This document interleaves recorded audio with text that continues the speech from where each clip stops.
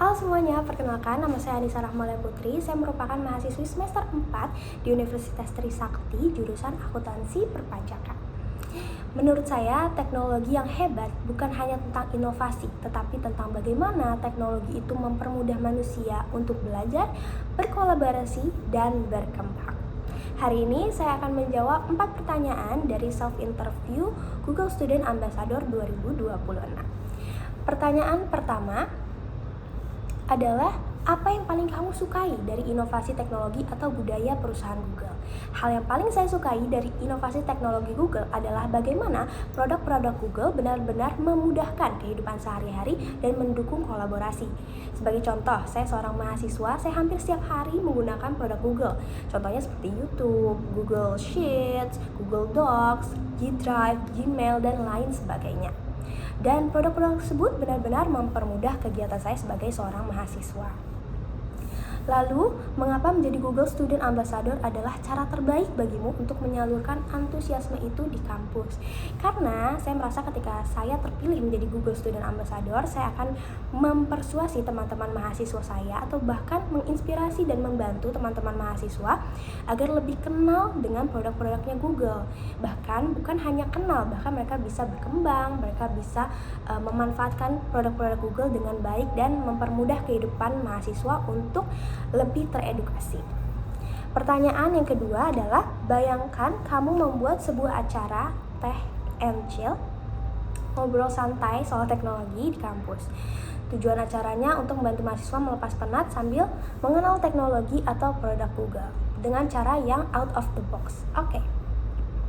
Jika saya membuat acara tentang teknologi di kampus, saya ingin mengemasnya dengan konsep santai namun interaktif. Acara akan dimulai dengan talk show singkat, lalu dilanjutkan mini workshop dengan vibe yang fun dan Gen Z friendly.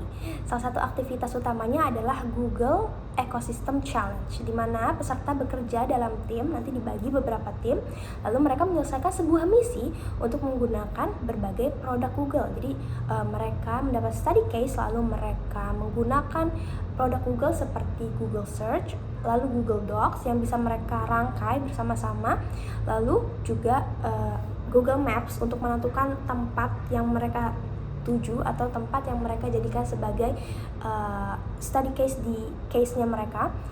Lalu juga menyimpannya, nanti setelah selesai mereka akan menyimpan per kelompok itu di G Drive, lalu akan dipresentasikan lewat Google Slide. Nah, nanti presentasi yang paling baik adalah yang jadi pemenangnya.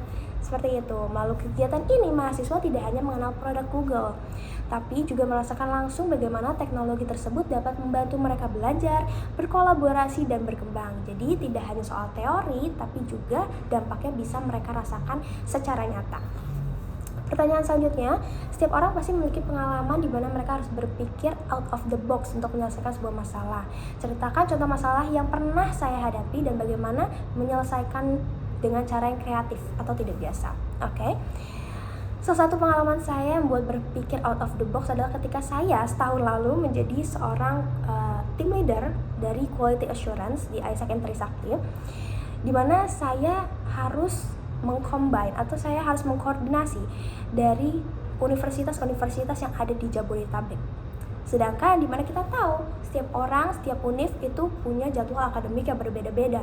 Jadi komunikasi saat itu adalah tantangan yang paling berat bagi saya dan tim.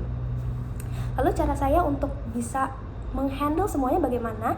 Saya membuat master sheet sendiri untuk tim saya dan juga master sheet untuk melihat progres dari delegates dan juga tim saya pastinya.